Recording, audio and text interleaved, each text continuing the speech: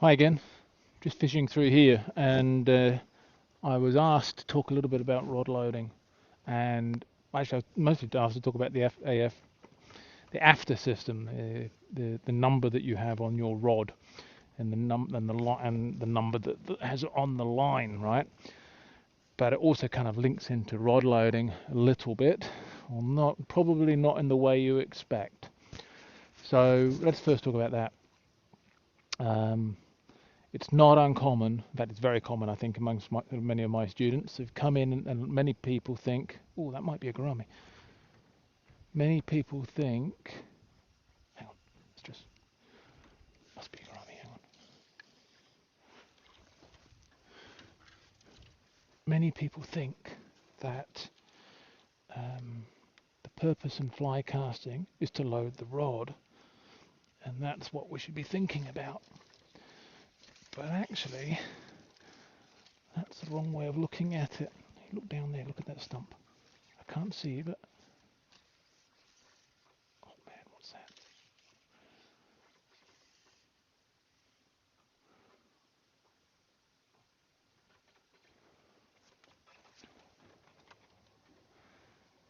But anyway, you don't want to think about loading the rod, and it's a red herring. Apart from the fact that, let's put a bit closer, see if we can get there. Oh, that was a great cast. But apart from the fact that rod loading is a bit of a myth, and we've been talking about it for years, it goes back 20, 30, 40 years. I think maybe more, I don't know. But the idea is that to cast, we load the rod, and then we stop the rod, and then the rod unloads, and that propels the line. Uh, this is faulty. Okay, that's not how it works. I'll carry on back to the snakehead. So what actually happens is the rod is a sort of a it does work a little bit of a spring, but it's predominantly a lever, and it's about 80% a lever and 20% a spring, even more, but it depends a little bit on the rod as well. So somewhere between, but that's a maximum. I think it comes out at 20%. Anyway, the point is, it's not what we should be thinking about, and it's come up in many times. My kind of, I would say, slightly more advanced students, where they are thinking about rod loading, and I ask them, instead of thinking about bending the rod, think about getting the line moving through the air, pulling it through the air, and then slinging it out there. Okay, so instead of this bending the rod, we're going to get the line moving gently. You've got to overcome the line's inertia, get it moving in the right direction, and sling it out there. It's a different power application, right? Loading the rod is like this, is earlier. Getting the line moving and then sling it out there, it's a later power application. It can be a little bit more gentle, right? It's just a better way of casting. And if you're one of these guys or girls thinking about loading the rod, then that should maybe immediately make you a better caster. It seems to work for everybody anyway. So forget about rod loading, think about moving the line, pulling the line through the air, and then slinging it out there. All right, now let's talk a little bit about the AFTM system. So originally, we're going back in time here, even before I was around, there was such a problem in the line industry because it was all done by diameters. Didn't make a lot of sense. So they brought out this idea, this system, which originally then was the AFFTA system. And this fish here, let's get over there.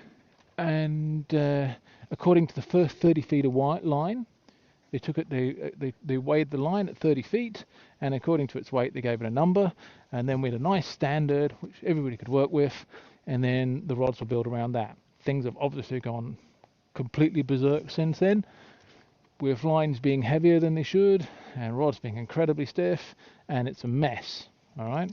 I know that there are companies who are designing rods around lines that are already too heavy, which just is no wonder. It's just a perpetual cycle of constantly making rods stiffer and stiffer and lines heavier and heavier, and soon You know, your average guy will be going fishing for trout with a 10 weight if he's not already, which is nuts, because it's all about the size of the fly, which determines the size of the weight of the line we want, and maybe the profile we want, and then we get the rod that's best for casting that, not thinking about rod loading. Now, if you don't think about rod loading, you can cast any kind of line on any rod. Let's talk a little bit about that. So rods are not designed to cast 30 feet of line, right? That's just where the system came in to standardize the lines. Rods are designed to cast from the leader only to whatever is your maximum carry. You know, you might be carrying, if you're a competition cast, might be carrying 90 feet. It's a long carry in a fishing cast, but 70 feet is not that long. And if you're a good caster, maybe you're in the salt or so on, and you've got a belt. It's hard to find a long belly line nowadays for the salt, but it is possible. Ballistic have one 60-foot head, right? So it is possible. I'm going to bring some more out in a few years when I've got a bit of cash in my pocket. So, you know, because I think it's very important, because what you can carry, you can cast into a headwind without shooting. If you've got a very strong headwind, and you've got a short line, you're stuck. So,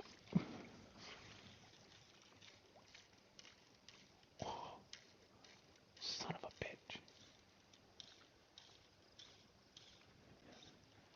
Son of a bitch.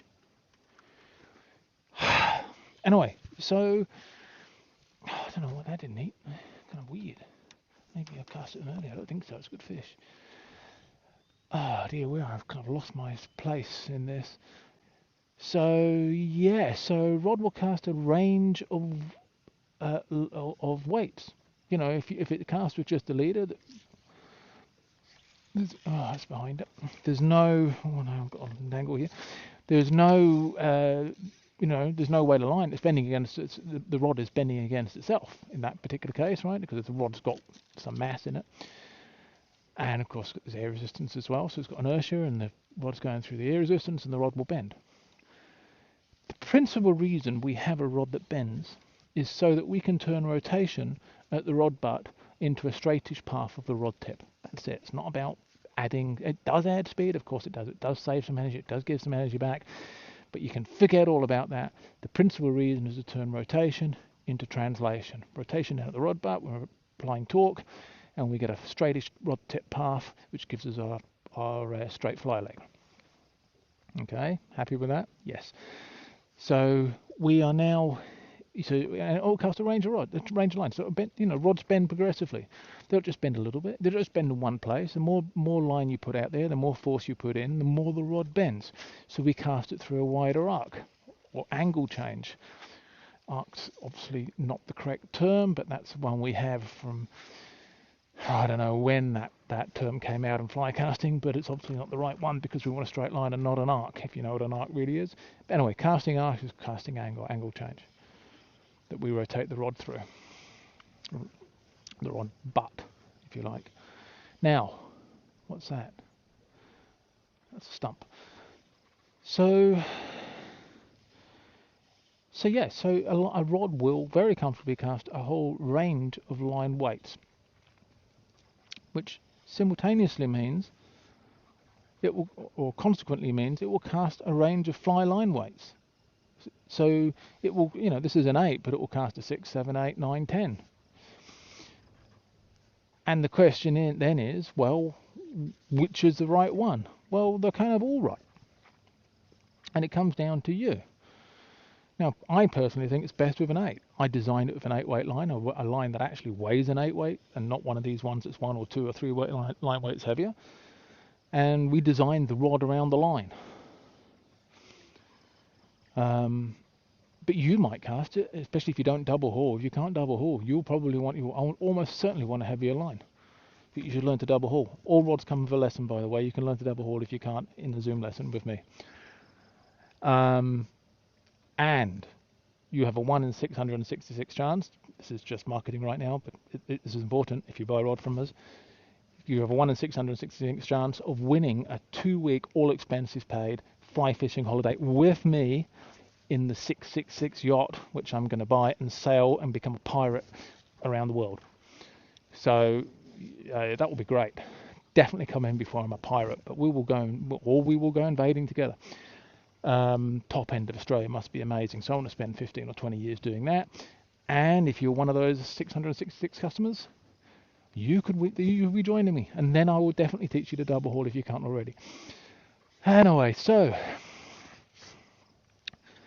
completely lost what I was talking about now. Yes, so a rod will cast a range of lines, and they used to be put on that way. You know, when I first started fishing, it didn't have one number on it. It had three numbers. Usually, it had 5, 6, or 5, 6, 7. This would be a 8, 9, 10, or a 7, 8, 9. And the idea then, supposedly, was you fish a double taper on the lowest number and a weight forward on the higher number, and if there's a third number, you fish a shooting head, or a shooting taper, as they were called then.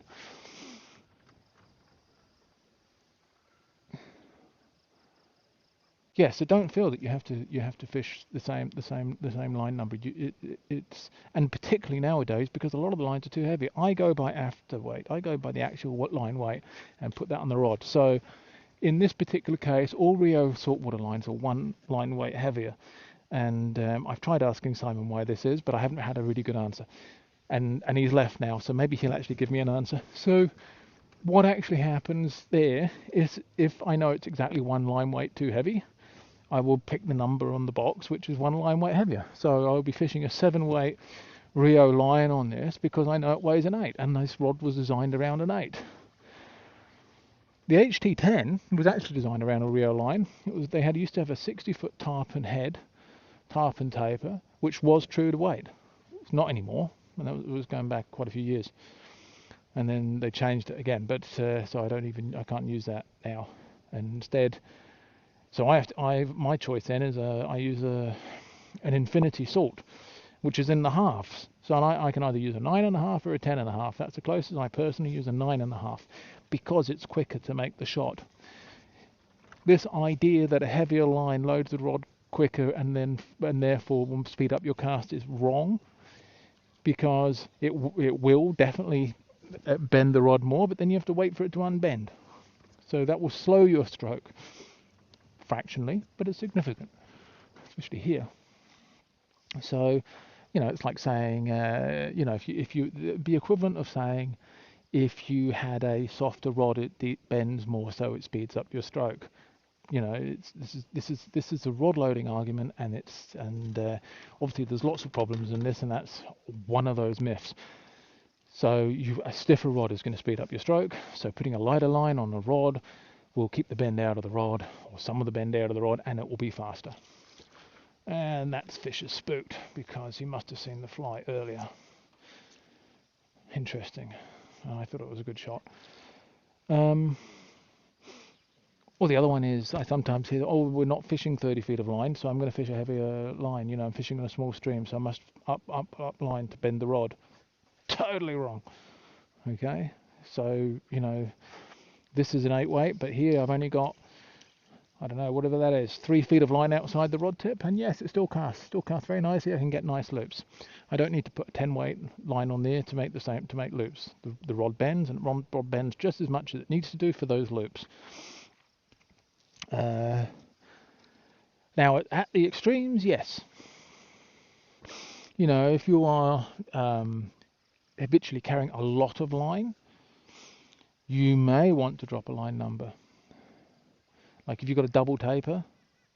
But the interesting thing is, so sometimes you hear this argument that they should, like for shooting heads, they should have a number on the rod, like it should be, I don't know, let's call it 16 grams or whatever it is, 13 grams, and that should be your head weight. Doesn't matter how long it is. That doesn't work either, because the longer your line that you're carrying, the lighter it's going to feel. If it's the same weight. If you've got a 13 grams and it's this long, it's going to feel really heavy on the rod tip. You extend that out 60 feet and it's going to feel a lot lighter. And that's because the line is never perfectly straight. So not all the line is being pulled along, is at the right angle, and it's going to feel lighter. And it certainly does. That's why if you take something like the Mastery Expert Distance, a lot of us on Sexy Loops use, and competition line, from SA, and with a 78-foot head as a 5-weight. If you were to compact that all up into a short head, the short head will definitely feel a hell of a lot heavier.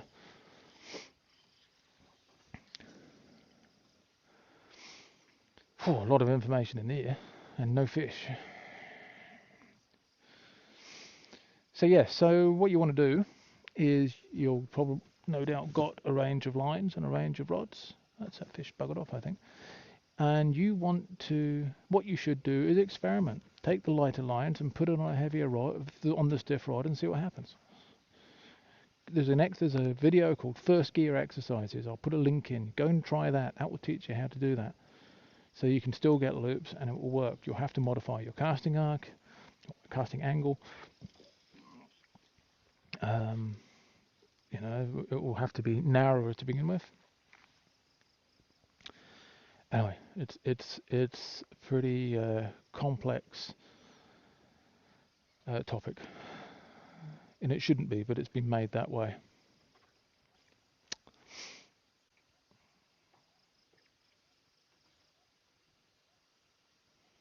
There'll come a time when you'll have to sell rods and lines together, I think. We already do that. When somebody buys a rod here, I say, well, what lines do you use? And they say, well, what lines do you recommend? I say, well, these ones. Because if you end up putting a line that's 2 rod weights on here, you might go, bloody hell, Paul must be getting old, that's a soft rod.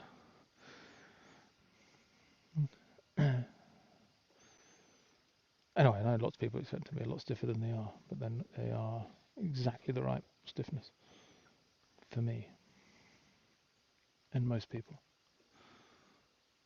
And the fish stopped rising.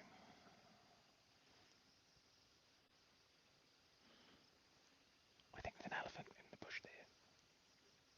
That's probably why they stopped rising.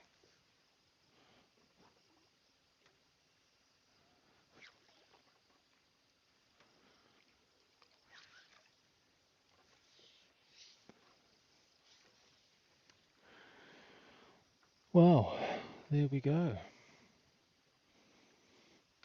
Talked into darkness. Let's go up this way. Back to the boat. It's a real minefield. It's a real minefield now. With lines being all over the place, you have to go to the websites of all the manufacturers and actually look to see what the line weight should be. And if they don't tell you, if it's just got a number, I wouldn't buy it. You need to know if your 5-weight is really a 7-weight. You know, I mean, we want to fish. I mean, there are advantages on fishing light lines. You can fish lighter tippets. You've got more sensitivity. It's more delicate to cast. That's why we go fishing on small streams with 3 and 4-weight lines. But if your 3 and 4-weight line weighs a 6 or a 7, you haven't got any of those things anymore. The way to build it up is what fly you're using, what size fly you're using, what sort of tippet you're going to be fishing, what fly line do you want to use to get that to turn over, what rod stiffness, what rod do you want to cast that line. Most people do it the other way. People buy a rod and say, well, what line can I put on it? You go to chat rooms all the time, they're saying, I've got this rod, what line should I use? Completely the wrong way. It should be, I've got this line, what rod do you recommend? Never once heard anybody ask that.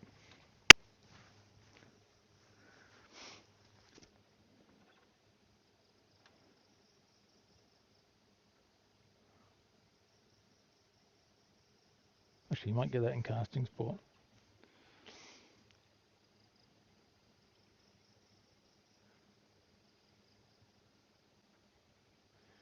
So it's quite an interesting subject, I think. But it must be an absolute minefield for a beginner nowadays.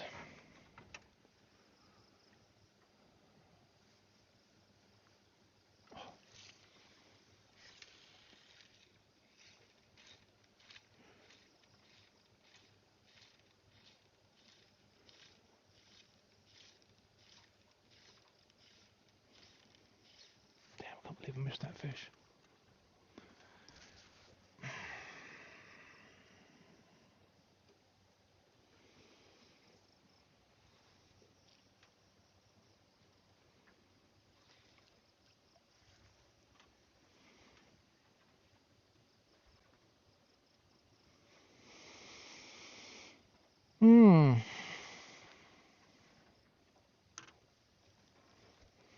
You still see me? Just. Woo.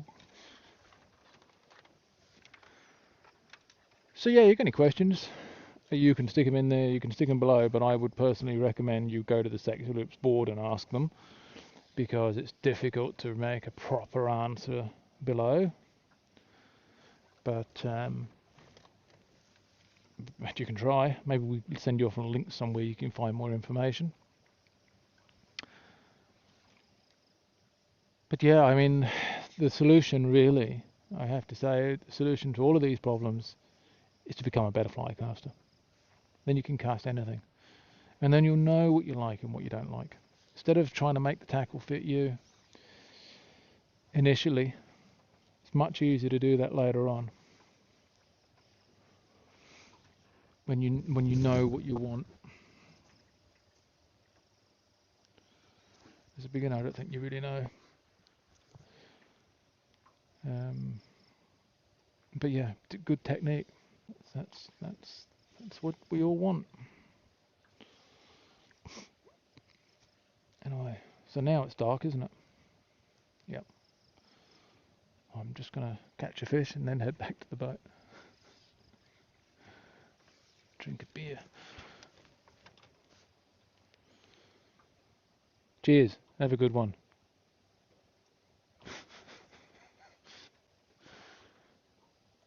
Stuff of nightmares.